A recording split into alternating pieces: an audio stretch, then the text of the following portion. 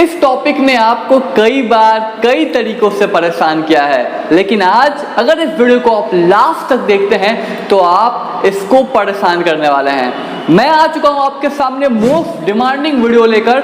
नमस्कार दोस्तों, मेरा नाम है अंक। मैं फिर से स्वागत करता हूं आपके अपने YouTube channel Shri Krishna classes में।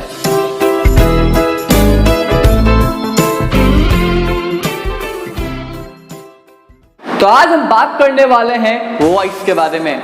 काफ़ी डिमांड था आप सब स्टूडेंट्स का कि सर वॉइस पे वीडियोस बनाइए और वॉइस का हमारा सारा डाउट्स क्लियर कर दीजिए। तो आज मैं आपके सामने आ चुका हूँ वॉइस के सभी डाउट्स को क्लियर करने के लिए।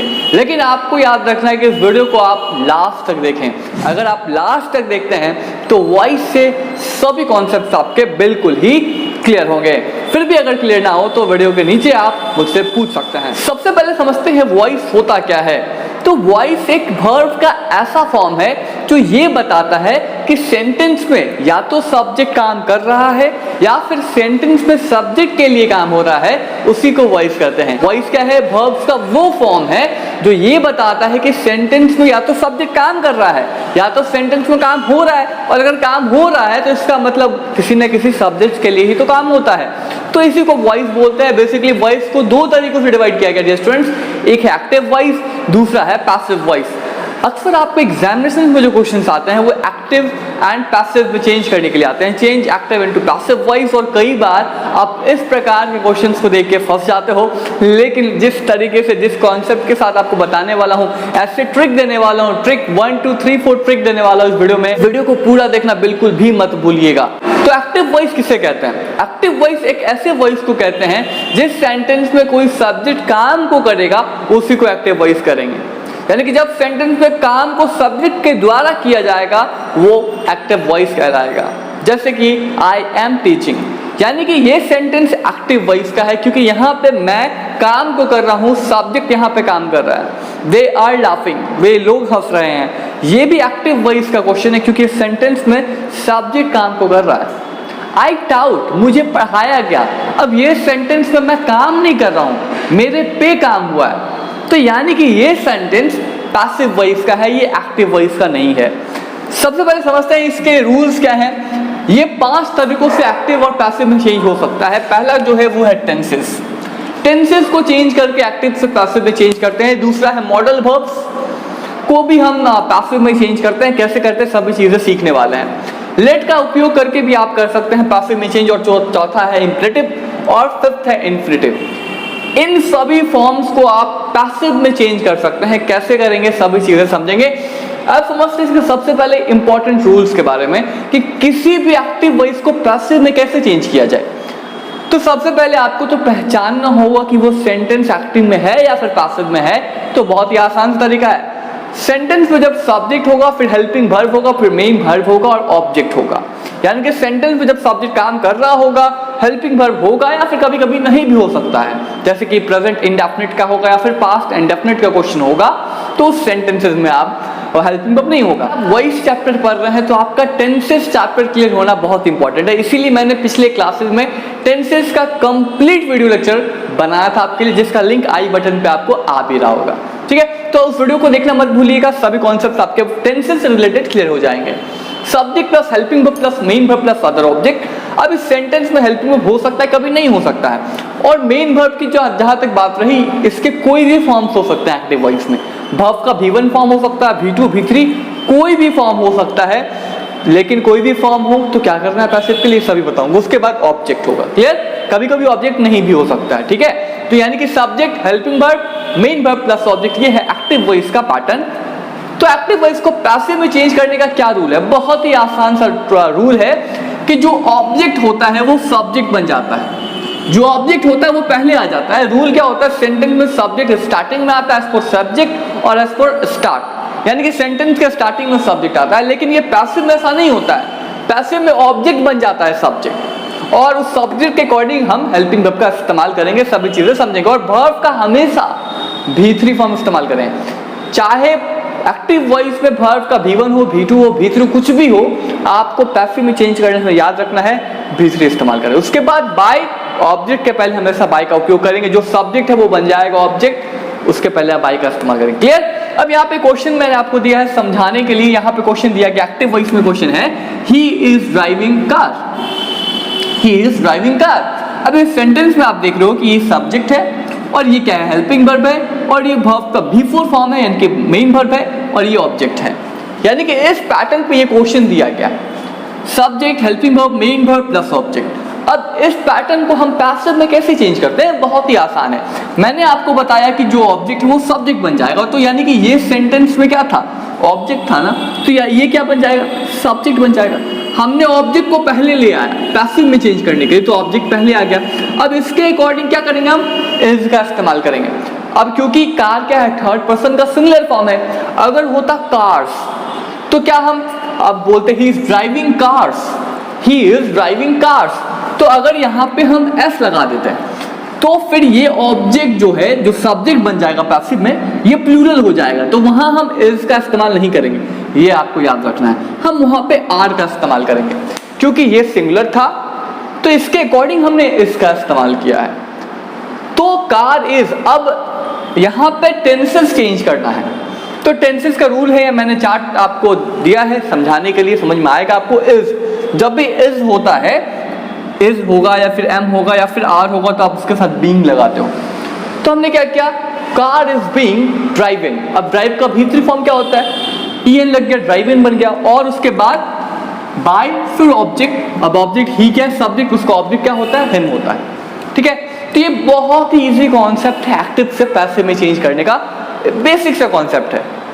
अब यहाँ पे कुछ रूल्स हैं, इनको समझना है आपको। इस चैप्टर को समझने से पहले इस रूल को समझना काफी इंपॉर्टेंट है। रूल नंबर 1 क्या है, ये टेंसेस को चेंज कर रहा है। अगर सेंटेंस में एक्टिव वॉइस ये सभी हेल्पिंग वर्ब्स होंगे, तो पैसिव में ये सभी, अगर हेल्पिंग वर्ब डू डज होगा तो इज एंड आर इस्तेमाल करेंगे। आप इसका स्क्रीनशॉट भी ले सकते हैं, आपके स्क्रीन पे ये आ रहा है चार्ट, जिसका आप स्क्रीनशॉट भी ले सकते हैं।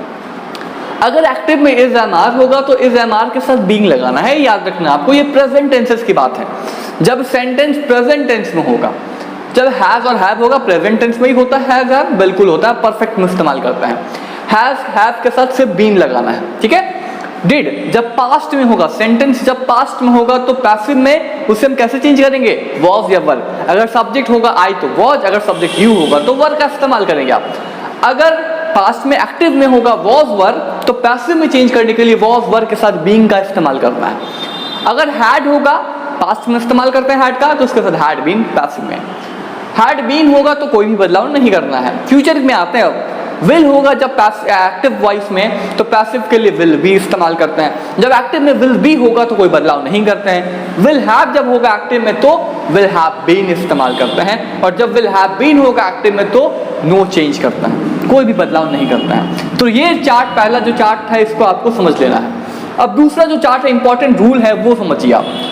सब्जेक्ट जब ही होगा तो उसको ऑब्जेक्ट बनाते हैं माई बाय हिम, ठीक है। जब सब्जेक्ट ही होगा, जैसे कि यहाँ पे सब्जेक्ट था ही, तो हमने इसका ऑब्जेक्ट क्या बनाया, बाय हिम बनाया। और ऑब्जेक्ट कहाँ आता है, सेंटेंस के हमेशा लास्ट में आता है। तो आपको याद रखना है, हमेशा किसी भी ऑब्जेक्ट के पहले बाय का इस्तेमाल करना है।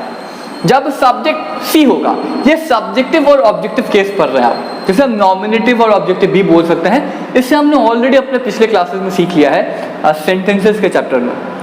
अगर आप उस क्लास को नहीं देख पाए हैं तो जाके देख सकते हैं तुरंत मेरे प्लेलिस्ट में, इंग्लिश ग्रामर बाय अंकित सर। जब सब्जेक्ट सी होगा तो उसके साथ बाय हर का इस्तेमाल करते हैं। जब सब्जेक्ट नेम होगा तो कोई भी नाम, जैसे राम सीता गीता, तो उसके साथ भी बाय के पहले बाय लगा के राम सीता गीता इस्तेमाल करेंगे आप। इट होगा तो बाय इट, यू होगा तो बाय यू, वी होगा तो बाय अस, और दे होगा तो बाय देम, और आई होगा तो बाय मी। यानी कि इन तरीकों से जब भी सेंटेंस एक्टिव वॉइस में सब्जेक्ट होगा तो उसको पैसिव में ऐसे हम चेंज करेंगे, उसके पहले बाय का इस्तेमाल करके। अगर सब्जेक्ट यहाँ पे आई होता तो यहाँ पे बाय क्या लिखते हैं, मी लिखते हैं। अगर सब्जेक्ट यहाँ पे दे होता तो बाय देम लिखते हैं। अगर सब्जेक्ट यहाँ पे यू होता तो बाय यू लिखते हैं। अगर सब्जेक्ट यहाँ पे इट होता तो बाय इट लिखते हैं। या इस तरीके से आप क्या कर सकते हैं, एक्टिव में पैसिव को चेंज कर सकते हैं। तो अब चलिए क्वेश्चंस को बनाते हैं सभी रूल्स के साथ, चाहे वो टेंस का हो, मॉडल वर्ब्स का हो, लेट का हो, इंपरेटिव का हो या फिर इंफिनिटिव का हो। चलिए किसी भी एक्टिव को पैसिव में चेंज कर सकते हैं बहुत ही आसान तरीके से, जिसका नाम है 1 2 3 4 ट्रिक। यहाँ पे टेंसेस मॉडल वर्ब्स लेट और इम्पेरेटिव एंड इन्फिनिटिव से हम एक्टिव टू पैसिव में चेंज करते हैं। क्या है उनका स्ट्रक्चर ये समझ लेते हैं। टेंसेस में बहुत ही आसान है, हेल्पिंग वर्ब प्लस वर्ब का भीतरी फॉर्म, हेल्पिंग वर्ब यानी is am are, was were, will have, ये सभी वर्ड्स होंगे। तब कैसे हम चेंज करेंगे ये सभी मैंने आपको रूल्स में अभी बताए हैं। मॉडल वर्ब्स में मेन और मॉडल ऑक्सिलरी वर्ब्स, फिर बी प्लस वर्ब का भीतरी फॉर्म। आपको ये याद रखना है कि पैसिव में चेंज करने के लिए हमेशा वर्ब का भीतरी फॉर्म हमेशा होगा, चाहे कोई भी रूल से क्वेश्चन क्यों ना आए। थर्ड नंबर लेट, जब लेट का इस्तेमाल करते हैं यानी कि जब वो ऑर्डर को बताता है, कमांड को बताता है, तो वहां पे भी आप किसका इस्तेमाल करते हो, बी प्लस वर्ब का भीतरी फॉर्म का इस्तेमाल करते हो। इम्परेटिव जब एडवाइस को दिखाते हैं, सलाह दिखाते हैं, तो वहां पे क्या है स्ट्रक्चर, तो वहां पे subject should be plus verb का भीतरी फॉर्म यानी कि वर्ब का भीतरी फॉर्म तो होना ही है किसी भी रूल में।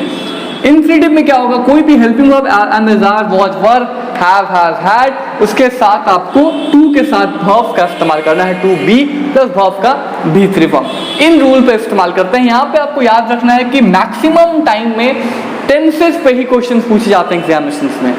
टेंसेस यानी कि present indefinite, past indefinite, future indefinite, present perfect, continuous, इन सभी पर इस्तेमाल किया जाता है। और आपको पता है कि किस टेंसेस में किस हेल्पिंग वर्ब का इस्तेमाल करते हैं। प्रेजेंट इंडेफिनिट होता है तो इज एम आर का इस्तेमाल करते हैं, वॉज वर का इस्तेमाल हम पास्ट इंडेफिनिट में करते हैं, और फ्यूचर इंडेफिनिट में हम करते हैं विल का। तो ये सभी कॉन्सेप्ट हम सीख चुके हैं टेंसेस के क्लासेस में।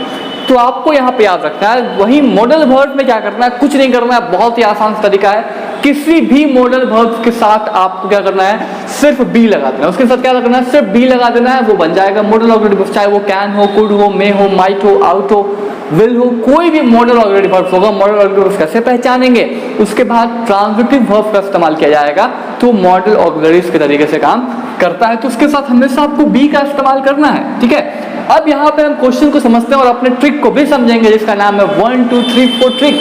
ये क्या है, बिल्कुल ही अजूबा लग रहा है, लेकिन यकीन मानिए इस ट्रिक को अप्लाई करके आप बड़े से बड़े क्वेश्चन को, एक्टिव के बड़े से बड़े क्वेश्चन को चुटकियों में बना देंगे। जी हाँ, सबसे पहला क्वेश्चन है, ही प्लेज फुटबॉल। पहला काम ये करना, आपको पहचानना ये एक्टिव का है कि नहीं है। जी हाँ, बिल्कुल एक्टिव का है। यहाँ पे सब्जेक्ट है, बिल्कुल सब्जेक्ट है, हेल्पिंग वर्ब नहीं है। मैंने आपको कहा था हेल्पिंग वर्ब कभी कभी नहीं भी हो सकता है, जरूरी नहीं है कि हमेशा हेल्पिंग वर्ब होगा। वर्ब का फॉर्म यहाँ पे है, और उसके बाद फुटबॉल यानी कि ऑब्जेक्ट है। अब ये किस टेंस का है, ये टेंस से क्वेश्चन पूछा गया, बिल्कुल टेंस से पूछा गया। प्रेजेंट इंडेफिनिट का, प्रेजेंट इंडेफिनिट में हम कैसे चेंज करते हैं, इज एम आर। रूल क्या होता है, टेंसेस में इज एम आर को इस्तेमाल करते हो आप, बिल्कुल करते हो। तो इसे कैसे चेंज करेंगे, जो सब्जेक्ट वो बन जाएगा ऑब्जेक्ट, जो ऑब्जेक्ट वो बन जाएगा सब्जेक्ट, यानी कि सब्जेक्ट क्या हो जाएगा लास्ट में और ऑब्जेक्ट पहले। तो हम क्या करेंगे, ऑब्जेक्ट को पहले लिखेंगे, फुटबॉल। अब ये फुटबॉल है तो फुटबॉल के साथ किसका इस्तेमाल करेंगे, फुटबॉल के साथ इसका इस्तेमाल करेंगे ना, बिल्कुल इसका इस्तेमाल करेंगे, क्योंकि ये थर्ड पर्सन का सिंगुलर फॉर्म है। फुटबॉल इज, प्ले का क्या होता है, वर्ब का भीतरी फॉर्म क्या होता है, हेल्पिंग वर्ब क्या है, वर्ब का भीतरी फॉर्म ना। प्ले के साथ ईडी लगा दिया हमने। मैक्सिमम टाइम में वर्ब को भीतरी फॉर्म बनाने का बहुत ही आसान सा तरीका है, ईएन या फिर ईडी लगा के उसको भीतरी फॉर्म बनाता है। जैसे कि ईट का ईटन होता है, प्ले का प्लेड होता है मैक्सिमम टाइम में, लेकिन ऐसा हमेशा नहीं होता है। जैसे कि टीच का टाउट, इसमें हमने ईडी या ईएन लगा के इसको नहीं चेंज किया भीतरी में, इसका रूल्स कुछ होते हैं, लेकिन 90% केसेस में इसी तरीके से चेंज करते हैं। Football is played by him, जो सेंटेंस में क्या था, सब्जेक्ट था, ही सब्जेक्ट था, वो ऑब्जेक्ट बन जाता। और मैंने अभी आपको रूल में बताया था, रूल नंबर 2 में, कि हमेशा ऑब्जेक्ट के पहले बाय का इस्तेमाल करते हैं, और ही सब्जेक्ट है, सब्जेक्टिव है, तो उसका ऑब्जेक्टिव क्या होगा, बाय हिम होगा। तो इस तरीके से आपने एक्टिव से पैसिव में चेंज कर लिया। अब बारी है आपके उस ट्रिक की जिसका इंतजार आप स्टार्टिंग से कर रहे हैं।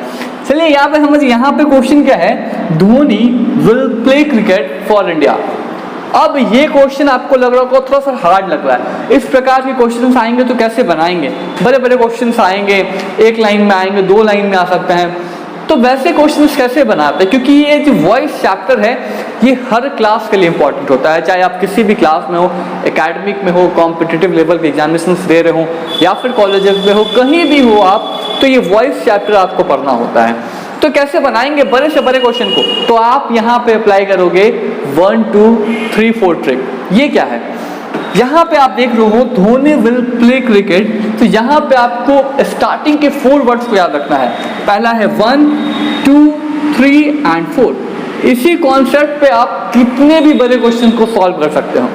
यानी कि आपको इसको भूल जाना है, यानी कि 4 के बाद जितने भी वर्ड्स होंगे उसे मैटर नहीं करता है कि वो कितना बड़ा है, आपको इसी कॉन्सेप्ट के साथ पढ़ना है। तो हम कैसे बनाएंगे ऐसे, धोनी विल प्ले क्रिकेट, तो यहाँ पे ये क्या बन रहा है, ऑब्जेक्ट बन रहा है, ये सब्जेक्ट बन रहा है। तो हम पहले ऑब्जेक्ट का काम करते हैं। क्रिकेट, तो क्रिकेट क्या बन गया, सब्जेक्ट बन गया क्रिकेट। अब यहाँ पे क्रिकेट के साथ विल, जब भी विल होता है एक्टिव में तो क्या इस्तेमाल करते हो आप, विल बी का इस्तेमाल करते हो। रूल नंबर 1 में मैंने आपको लिखवाया विल बी।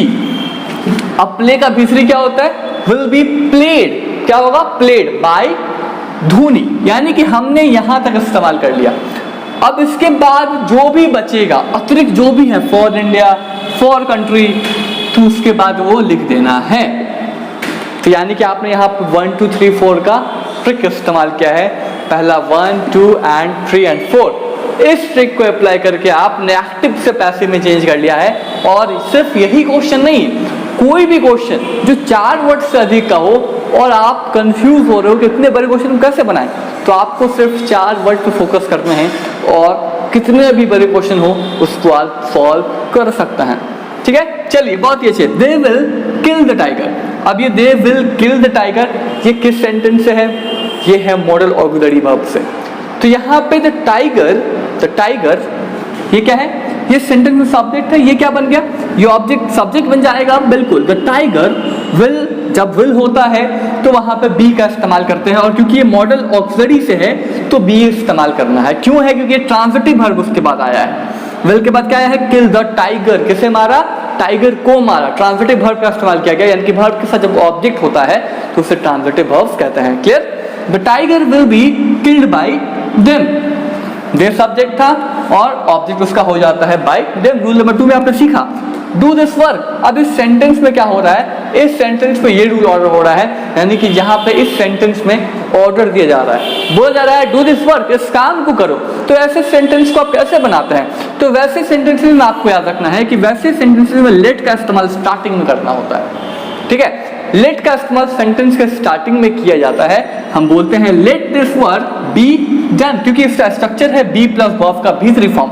लेट, उसके बाद ऑब्जेक्ट, पहले जो सब्जेक्ट बन जाता है, let this work be done. इस तरीके से आप लेट वाले क्वेश्चन को सॉल्व कर सकते हैं जिस सेंटेंस में कोई ऑर्डर दिया जाए या फिर कोई कमांड दिया जाए। Next one is bring a glass of water, एक गिलास पानी लाओ। Bring a glass of water, ये भी एक प्रकार का ऑर्डर दिया जा रहा है, कमांड दिया जा रहा है, इसीलिए यहाँ भी हम लेट का इस्तेमाल करते हैं और बोलते हैं let a glass of water be brought. Bring का भीतरी फॉर्म होता है ब्रॉट, यहाँ पे भी आप देख रहे हैं, यहाँ पे en और ed लगा के इसको हमने भीतरी में चेंज नहीं किया है। Next one is love your country. अब ये जो सेंटेंस है ये इंपरेटिव से बिलोंग करता है, रूल नंबर 4, जो कि एडवाइस है, सलाह है। तो वैसे सेंटेंसेस कैसे चेंज करते हैं पैसिव में, subject should be plus verb का भीतरी फॉर्म। यहाँ पे आप देख रहे हैं योर कंट्री, जो कि क्या है, सब्जेक्ट है, your country should be loved, यानी कि सेंटेंस में लव योर कंट्री था तो योर कंट्री को हमने पहले लिखा, जो ऑब्जेक्ट था वो बन गया हमारा सब्जेक्ट, और उसके बाद हमने इस्तेमाल किया शुड बी का और उसका वर्ब का भीतरी फॉर्म, यानी कि लव का क्या होता है, लव्ड होता है। तो इस तरीके से आप एक्टिव से पैसिव में बहुत ही इजी तरीके से किसी भी रूल पे सॉल्व कर सकते हैं। नेक्स्ट क्वेश्चन जो है, I am to do it, I am to do it, ये सेंटेंस किस रूल से है, रूल नंबर 5, जो हमारा आखिरी रूल है, इन्फिनेटिव से है। चाहे वहां पे एम हो, इज हो, वॉज हो, वर हो, कुछ भी हो, वहां पे आपको टू बी यानी कि इन्फिनेटिव का इस्तेमाल करना है और वर्ब का भी तो करना ही है क्योंकि पैसिव चेंज कर रहे हैं। I am to do it, तो यहाँ पे हम क्या करेंगे, इट क्या करेंगे, पहले लाएंगे उसके साथ, इट के साथ तो इज ही लगता है, बिल्कुल, इट इज के साथ फिर टू बी, हमने टू बी इस्तेमाल किया। फिर यहाँ पे डू था, डू का भीतरी फॉर्म होता है डन, किसके द्वारा किया गया, डन, यहाँ पे आई क्या है, सब्जेक्ट, ये बनने वाला है ऑब्जेक्ट, तो हमने बना दिया इस ऑब्जेक्ट, डन बाय मी। अब ये क्वेश्चन है जिसका जवाब आप मुझे कमेंट करके बता सकते हैं, I was to do it, इसका जवाब मुझे जल्दी से कमेंट करके बताइए कि इसका जवाब सही क्या होगा। अब यहाँ पे लास्ट क्वेश्चन है 9 number, I have seen the India gate, जो ऑब्जेक्ट वो सब्जेक्ट, जो सब्जेक्ट वो object. The India gate has, अब यहाँ पे हैव बीन है, अब यहाँ पे समझिए ध्यान से, अब जब सब्जेक्ट आई था तो हैव का इस्तेमाल किया हमने, आपको पता है कि आई के साथ हैव इस्तेमाल करते हैं, यू के साथ हैव का इस्तेमाल करते हैं, वी के साथ हैव का, दे के साथ भी हैव का। लेकिन जब थर्ड पर्सन का सिंगुलर होता है तो वहाँ पे हैज का इस्तेमाल करते हैं। तो सब्जेक्ट के अकॉर्डिंग हमें हेल्पिंग वर्ब का इस्तेमाल करना है। जैसा कि यहाँ पे हो रहा है, एक्टिव में तो हमने आई के साथ हैव किया, लेकिन यहाँ पे अब सब्जेक्ट बदल चुका है। अब यहाँ पे सब्जेक्ट इंडिया गेट हो चुका है, थर्ड पर्सन का सिंगुलर फॉर्म, तो वहाँ पे हमने हैव का इस्तेमाल नहीं करना है, हमें हैज का इस्तेमाल करना है। और जब भी सेंटेंस में एक्टिव वॉइस में हैज या हैव हो तो उसके साथ बीन का इस्तेमाल करते हैं। ये हमने रूल नंबर फर्स्ट में सीखा था स्टार्टिंग में वीडियोस के। तो यहाँ पे the India gate has been, अब देखने का सीन, यहाँ पे पहले से ये वर्ब का भीतरी फॉर्म में चेंज है तो इसे हम वैसे ही रहने देते हैं, सीन बाय किसके द्वारा, मेरे द्वारा, यानी कि आई का ऑब्जेक्ट होता है बाय। तरीके से आपने वॉइस को बहुत इजी कॉन्सेप्ट के साथ समझा है, बिल्कुल भी ये क्या है लेंदी प्रोसेस नहीं है, बहुत इजी है। आई होप आपका सभी कॉन्सेप्ट वॉइस से रिलेटेड क्लियर हुआ होगा। अगर ये वीडियो पसंद आए तो इस वीडियो को लाइक करना मत भूलिएगा, अपने सभी दोस्तों के साथ शेयर कर दीजिए जिनको भी वॉइस में डाउट्स है। और अगर अभी भी कोई डाउट्स है आपके मन में तो जल्दी से मुझे कमेंट में पूछ लीजिए, अपने सभी डाउट्स क्लियर कर लीजिए। और हमारे टेलीग्राम चैनल को पे भी जुड़ना मत भूलिएगा, जिसका लिंक आपको डिस्क्रिप्शन में मिल जाएगा, वहाँ से जाके आप जुड़िए। और वहाँ पे मैं आपको नोट्स देता हूँ, PDF देता हूँ, एग्जाम्पल्स, एक्सरसाइजेस देता हूँ किसी भी चैप्टर्स के जिसको हम सॉल्व करते हैं अपने वीडियोस में, जिससे आप प्रैक्टिस कर पाते हो। और प्रैक्टिस कर पाते हो तो आपका जो चैप्टर होता है वो और भी अच्छी तरीके से क्लियर हो पाता है। तो हमारे चैनल को सब्सक्राइब करने के लिए, दूसरों से करवाने के लिए आप सभी का बहुत बहुत धन्यवाद। फिर मिलेंगे एक नए वीडियो लेक्चर के साथ, तब तक के लिए signing off, keep watching, keep learning.